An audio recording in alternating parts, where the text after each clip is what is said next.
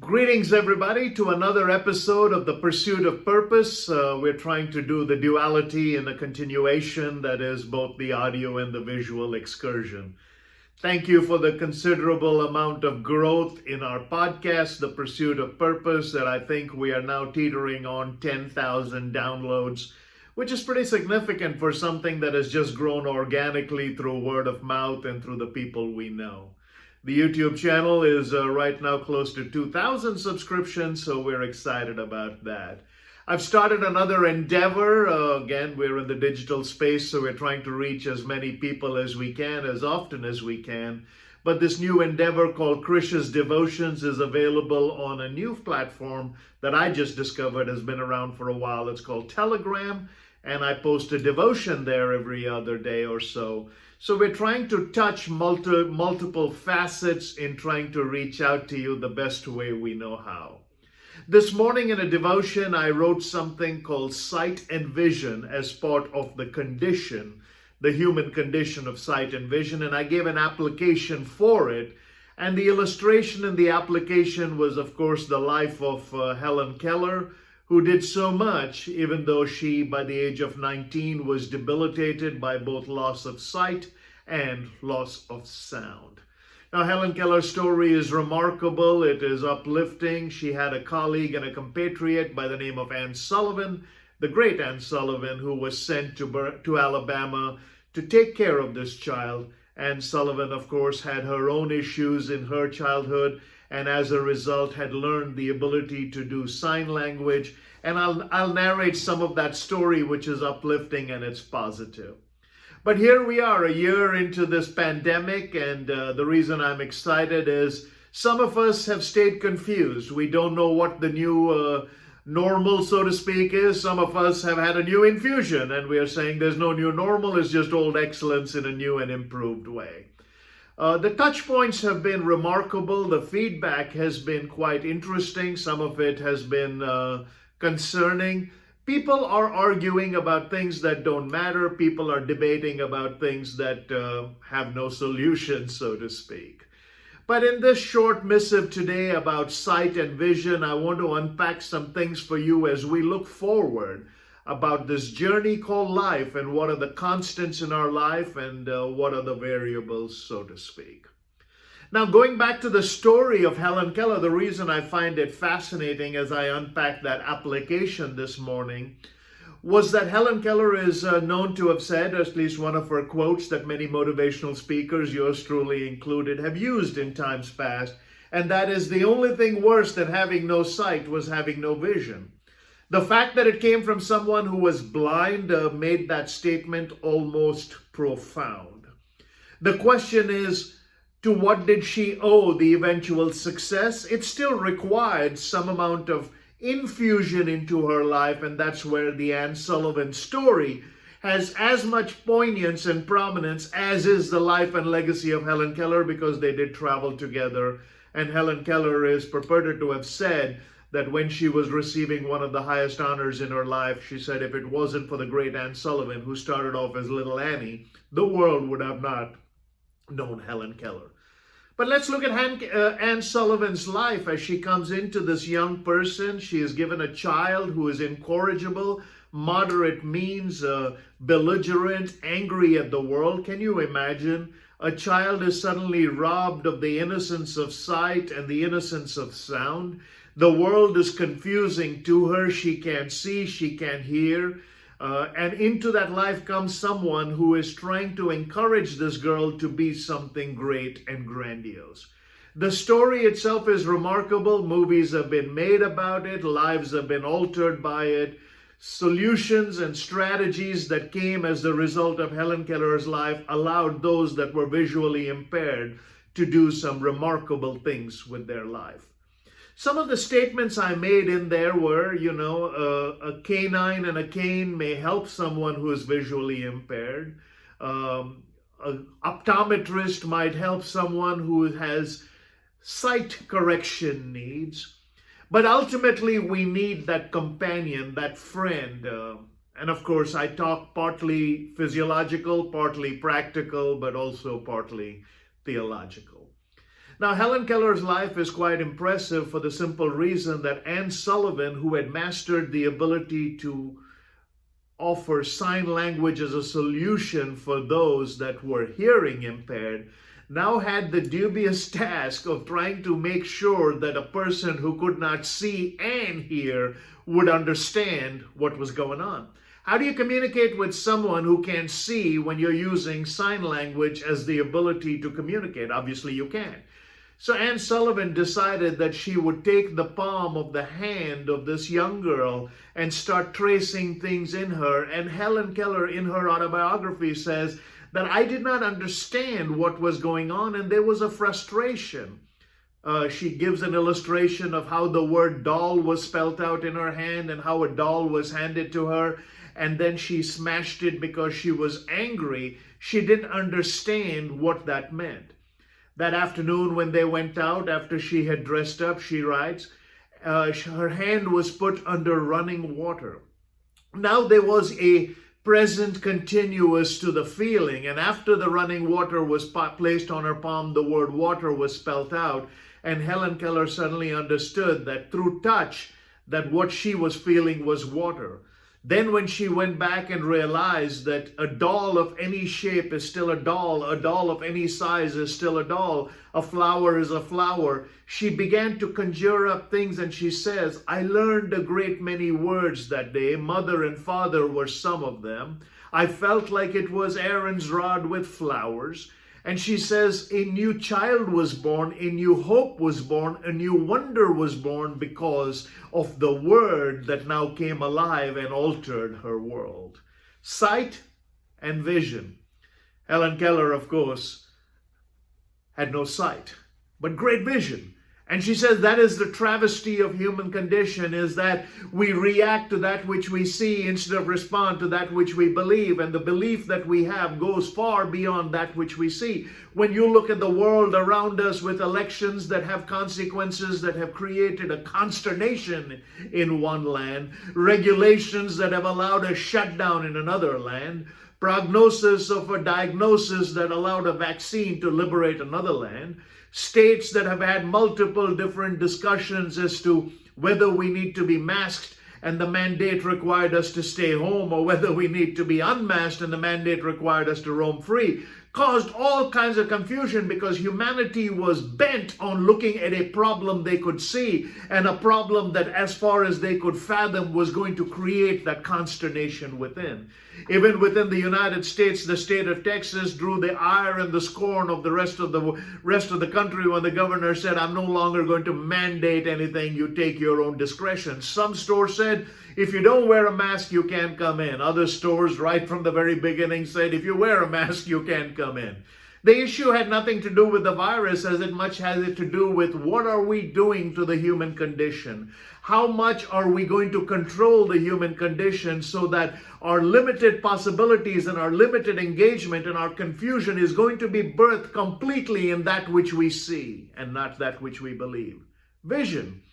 Vision goes beyond. In the book of Proverbs, it says, where there is no vision, the people perish, but those that follow the law, those that understand, are happy. Now, what law are they talking about? They're talking about a legal law, but there is also a moral law. A moral law says there is a moral lawgiver. Just like Anne Sullivan drawing words in the palm of a lady who went on to change the world. Who is drawing on the palm of your hand? Who is that friend like Anne Sullivan was to Helen Keller in your life that says, you know what? There are certain things I can give you that will allow your sight to have a certain distance. I will allow you to go a certain distance because you can see the problems. I will allow you to follow the rule where the rule is required to be followed so you can engage. But what then of belief? Where then does hope come from? Where do we get our vision to say, if this is supposed to be the way the world worked, what about the next virus that comes or the next strain that comes? And guess what? It already has. Certain cities and certain countries have said we have seen a new version, a new variant, a new mutation of the same virus. Well, that was expected since the beginning of time. For people to think that a conquering of this virus would have taken place because we had the sight to control the people means they did not have the vision to understand how the world operates. Since the very beginning, I've been taking a flu shot for as long as I can remember because I travel. But my medical friends tell me that every year the flu shot that I take is a variation of the one I took the previous year because it is designed to combat the new mutations of that virus. What is to be said that this virus only has one mutation? For anybody to think that would be ridiculous. It's a virus. Its whole goal is to thrive and to find new ways in which it can expand and mutate. That is basic science. Now, I'm not a scientist no any more than I'm a theologian, but as a practitioner of the human condition, I began to realize that the hopelessness that was coming into our lexicon, the hopelessness that was coming into our world, had nothing to do with the debilitation that this disease was causing, or the infection or the infliction that it was raining upon us. I've lost people to it. I've seen some of my friends who were sidelined for months, and their after effects of it have been drastic. By the same token, I met some of my friends who said, I guess I had it. I found out when I took a test that I had it, and I came through without any issue. Another of my friends called me from another country and said, finally, I can taste. The water was tasting funny. Water is supposed to be odorless. It's supposed to be tasteless. It's the basic laws of chemistry. If water tastes funny, there is something wrong with the human mind. And he said, just to be able to say it, just to be able to sense, just to be able to feel, just to be able to taste, changed my perspective on life. And that's all it is. When we go through this year, 2021, which may be a rehash of last year, at least for the foreseeable future, but I can already see people are making plans that include vision. So here are a couple of steps in how we decide to live our lives based on vision and not sight. Try to look past the problems you see to solutions you can't. It goes back to what Schaeffer said all those years ago. How then shall we live? You realize that for the first time in human existence since the beginning of recorded time, all human beings on planet Earth had the same problem? Yeah, this is the first time that every country decided that they would shut down at identically the same time or within the same phase. Some have reopened marginally, others are reopening with a little bit of procrastination attached to it. But how then shall we live?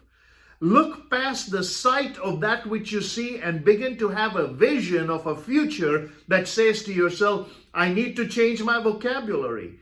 Years ago, my mentor Zig Ziglar, the late great Mr. Zig Ziglar, said, join the Smile, Compliment, and Handshake Club. If all of humanity has the same problem, you owe it to yourself, if you have a roof over your head, you have food in your belly, to take care of those that are disenfranchised. That is vision. How then shall we live? Do we go back to the basics of taking care of the widows and orphans? Yeah, the principles don't change just because the processes around us have been affected. The basic principles of human decency still exist. The basic decency of waking up and realizing that if you feel the weight of the world on your shoulders and you want to solve some of your own heartache, get involved in someone else's problem and momentarily you will find that he has elapsed from you. I've started flying a little bit in the United States. I flew overseas and back. And I'm telling you, after about 2 hours of being on that plane with the masks and all of the mandates around it, I actually physically get a headache. And I have to ask myself, now I've taken the vaccine, I've taken all the precautions, my bride is in the high-risk category, so we have quarantined where we were needed. We followed all the rules. But here's the reason why that proverbial wisdom came. Because we followed the rules, we were happy. But because some of the people are just following the rules, they're not happy, they're miserable because they have no vision in spite of the rules. So that's what the basic concept of vision is. The basic concept of the vision is the revelation beyond the rules of sight. And right now, humanity is gripped with fear because of the rules of sight. The rules of sight are giving them a fear, an intrinsic fear. Can I? Can't I? Even yesterday, as I came through one of the airports and I was I had my luggage go through. They said, okay, both belts are open, but only one of the scanners was open. So I put my luggage on the other belt. I went through the scanner on this side. There were authority figures standing there. They had their shields, they had their masks, they had their gloves. Obviously, there's a contagion going on. The virus is deadly. But I had to, even with my mask and all that, after having followed the rules of putting my bag on the other belt, I had to ask the two people standing between me and the belt where my bag was coming off, is it okay for me to go there? Is it okay for me to go there? And I thought to myself, imagine the hopelessness of the person who is locked in his house, is not giving any hope on the television channel. All day long, all they are hearing is the numbers and the untold millions who have died and who have succumbed, all the unemployment news that is out there, all the financial relief that is coming. And what we are basically being told is you're irrelevant. Your sight is going to be limited to that which we tell you, that which we teach you, and as a result, your transformation is going to be limited to that which we offer. Well, those are rules. And you can be happy in the rules as an honest, tax-paying, law-abiding citizen. There is nothing wrong with rules. Even when the person asked Jesus Christ, should we then pay our taxes and he says, give unto Caesar what is due to Caesar, but give unto God what is due to God. God's rule still gives us the vision of a world. Let us go back to the origins of our very simple story that began in Alabama and changed the world, the story of Helen Keller. Imagine you wake up now, and for the very first time you've asked a companion, a friend, one who gives us a God-sized vision, one who girds us and guides us and says, I am the Alpha and the Omega. I'm the beginning and the end. I'm the first and the last. Long before you were in your mother's womb, before you came as forth, I ordained you a prophet to the nations. If you stand up and speak for me, I will make you look brilliant. If you ignore me and stand up and speak on your own accord, I'll make you look like a fool. This is the promise he gives to a lamenting prophet in Jeremiah, a man who lamented for a nation for 40 years. Like I said, partly practical, partly physiological, partly theological, but we are tridimensional as a species. We are mental, physical, and spiritual. Our mental acumen has to give us some amount of vision beyond the sight. Our physical acumen has to ask us to be happy amongst the moral rules and the moral laws. But our spiritual attribute has to say beyond the moral rules and the moral laws of a society is a moral lawgiver who first knew and who said, you are created in my own image. The wholeness, or as the late great R.C. Sproul said, embracing the holiness of God, the trifecta, looking at a vision that says, holy, holy, holy. Wow. I'm getting excited just sharing this message because I do realize the time has come. We can go to an optometrist and get corrected sight and change. And I wear glasses and I have to go for an eye test every so often. And then when I have to order them, I have to tell them about the changed vision and the changed correction that an expert gave me. By the same token, as I fly, I see a lot of people with their seeing eye dogs and their guided animals. Humanity will allow us to get a few steps ahead of where we were with the basic components attached to sight. But humanity never focuses on vision, a vision that goes beyond that which you see, a belief that begins after you have exhausted that which you can see. In fact, that probably is a profound statement unto itself, a belief that begins after you have exhausted what you can see. What have you seen in the last year that has confused you, that has confounded you, that has removed the confidence from you? And what do you want to see in the weeks and months ahead that will give you the desire to declare that the God of heavens who created you for a purpose, who ordained you for this existence, is actually writing in your palm about the vision that he has for you, and that writing in your palm begins to remove the blockade in your mind and change that corrective sight into a 2020 vision. Sight and vision. Sight will lead you a certain distance, will reveal to you visible problems, and will limit you to that which you think you're supposed to do. Vision will take you beyond that which you see, will show you an untold future and reveal for you a world. Folks, the time has come to ask yourself, if you want to just follow, sight is okay. If you want to lead, you probably need that vision. Until next time, this has been The Pursuit of Purpose. Good luck and God bless.